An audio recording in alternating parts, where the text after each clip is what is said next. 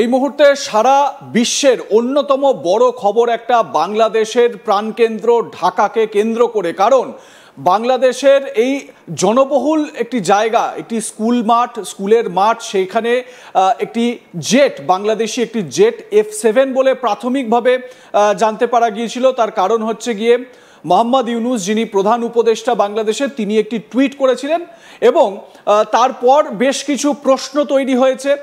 পরে আইএসপিআর এর তরফ থেকে, বাংলাদেশ আইএসপিআর এর তরফ থেকে যে তথ্য দেওয়া হয়েছে, যে স্টেটমেন্ট দেওয়া হয়েছে, তাতে যে জেটটি ক্র্যাশ হয়েছে তার বর্ণনা দেওয়া হয়েছে এবং সেগুলো নিয়ে বেশ কিছু প্রশ্ন রয়েছে। প্রথমত, যে প্রাণহানি হয়েছে তার জন্য আমরা সমব্যথী। কারণ যেরকমভাবে দুর্ঘটনাটা ঘটেছে, আমরা ছবিগুলো যদি একটু দেখাই তাহলেই বোঝা যাবে যে কি ভয়ঙ্কর। একদম জনবহুল এলাকা, ঢাকার মাইলস্টোন স্কুল, সেখানে জনবহুল এলাকা, এবং দেখুন সেইখানে কিভাবে প্লেনটা ক্র্যাশ হলো এবং দাউ দাউ আগুন জ্বলছে। এবং প্রাথমিকভাবে এই মুহূর্তে জানতে পারা যাচ্ছে যে 19 জনের মৃত্যুর খবর পাওয়া গেছে এখনো পর্যন্ত। প্রায় 70 জন মানুষ ভীষণ রকমভাবে আহত হয়েছেন। এই মৃত্যুর সংখ্যা আরও বাড়তে পারে বলে আশঙ্কা করা হচ্ছে। বাংলাদেশে একদিনের জাতীয় শোক ঘোষণা করা হয়েছে। দেখুন, স্কুল পড়ুয়া যারা ছোট ছোট ছেলেমেয়েরা, তাদের মধ্যে হুলস্থুল বেঁধে যায়, তারা সেখান থেকে হুড়োহুড়ি করে বেরোতে আরম্ভ করে। এই ঘটনাটা ঘটে যাওয়ার পর স্বাভাবিকভাবেই একটা আশঙ্কা বা আতঙ্কের একটা পরিস্থিতি তৈরি হয়েছে ওই এলাকায়, জনবহুল এলাকা, যেরকম আপনাদের বলছিলাম। এবং এইখানে এরকমভাবে একটা প্লেন ক্র্যাশ করে গেল, একটা জেট ক্র্যাশ করে গেল, এটা কোথাও না কোথাও একটা বেশ কিছু প্রশ্নের জন্ম দিচ্ছে। সেই প্রশ্নগুলো নিয়েই আজকে বিস্তারিত আমরা আলোচনা করব।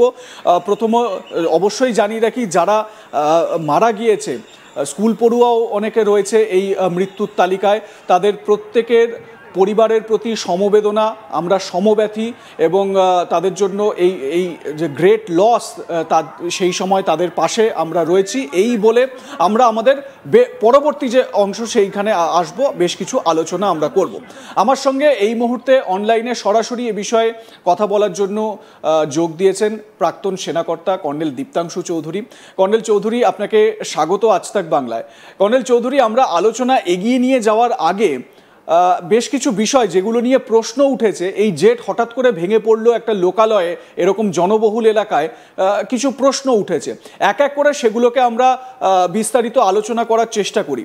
এই দুর্ঘটনাটা ঘটলো, যার ছবি আমরা দেখতে পাচ্ছি আজ তাক বাংলায়, আমাদের দর্শক যারা, তারা ক্লিক করলেই এই ছবিগুলো দেখতে পারবেন। এবারে প্রধান উপদেষ্টা মোহাম্মদ ইউনূস, তিনি একটি টুইট করলেন, বা তার যে অফিসিয়াল যে হ্যান্ডেল, সেখান থেকে একটি টুইট করা হয়েছে। আগে সেই টুইটটা একটু দেখে নিই কি বলা হয়েছে সেই টুইটে, এবং প্রত্যেকটা কথা কিন্তু খুব গুরুত্বপূর্ণ এখানে। যেরকম তিনি টুইট করেছেন, শিক্ষা প্রতিষ্ঠানে বিমান বিধ্বস্তের ঘটনায় প্রধান উপদেষ্টার শোক বার্তা। রাজধানী দিয়াবাড়ি এলাকায় মাইলস্টোন স্কুল অ্যান্ড কলেজ ক্যাম্পাসে বাংলাদেশ বিমান বাহিনীর এই যে জায়গাটা, যেটা আমরা গ্রিন লাইন করে, মানে গ্রিন করে এটাকে হাইলাইট করেছি, F7 BGI প্রশিক্ষণ বিমান, F7 BGI প্রশিক্ষণ বিমান বিধ্বস্তের মর্মান্তিক দুর্ঘটনায়, হতাহতের ঘটনায় আমি গভীর শোক ও দুঃখ প্রকাশ করছি। এটা গেল chief adviser government of Bangladesh, তার অফিসিয়াল হ্যান্ডেল থেকে পোস্ট।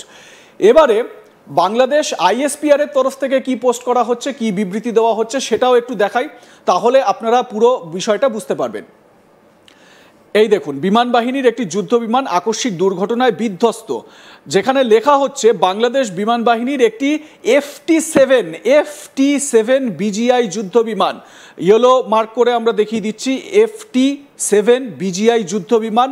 মোহাম্মদ ইউনূসের যে পোস্ট, অফিসিয়াল পোস্ট, সেখানে লেখা রয়েছে F7 BGI প্রশিক্ষণ বিমান। তার মানে একটা ট্রেনিং পারপাসে ব্যবহার করা হয় সেই রকম বিমান, আর একটা যুদ্ধ বিমান। এই দুটোর মধ্যে কি ফারাক, স্বাভাবিকভাবে আমরা আন্দাজ করতেই পাচ্ছি। এবং এই যে বিমান যে ভেঙে পড়লো, এই ভেঙে পড়ার নেপথ্যে আর কি কি থাকতে পারে, সেই বিষয়গুলোও কিন্তু পরিলক্ষিত করা দরকার। আমি এই মুহূর্তে সরাসরি চলে যাব কর্নেল চৌধুরীর কাছে। কর্নেল চৌধুরী, প্রথমেই আপনার কাছে জানতে চাইব, এই যে যুদ্ধ বিমানে, মানে ফাইটার জেটের যে নাম বা নামের বিভ্রাট, F7 এবং FT7, এটার ফারাকটা কি, একটু আমাদের দর্শকদের যদি সহজভাবে ব্যাখ্যা করে দেন। স্বপন, F7 এটা বহু পুরনো জাহাজ, এটা 1965 এটা টার্ম ছিল 1965 টু 2013। এটা MiG-21 আমরা সবাই জানি রাশিয়ান এয়ারক্রাফট, সেটা ট্রান্সফার অফ টেকনোলজি হয়েছিল চীনে, ট্রান্সফার অফ টেকনোলজি হয়েছিল এবং চায়নায় এটা তৈরি হয়েছিল চেংডু এয়ারক্রাফট কর্পোরেশন বলে একটা, ওদের যারা এয়ারক্রাফট তৈরি করে চীনে, চেংডু, তো ওইটার নাম ছিল J7। বাংলাদেশে যখন এটাকে ইম্পোর্ট করা হয় সেটা ওটা F7 অথবা FT7 BGI, এরপর বিজিআই মানে হচ্ছে স্পেসিফিক টু বাংলাদেশ, মানে এখানে কিছু কিছু এভিয়নিক্স, কিছু আর্মামেন্ট বাংলাদেশ স্পেসিফিক চেয়েছিল ফ্রম চীন, ফ্রম চায়না, তাই জন্য এটা F7 BGI অথবা FT7 BGI। বিজিআই এর অর্থ হচ্ছে স্পেসিফিক টু বাংলাদেশ রিকোয়ারমেন্ট, যেটা চীন পূরণ করেছে। আদারওয়াইজ এটা J7 এয়ারক্রাফট, যেটা transfer of technology of MiG-21, এটা হচ্ছে এক।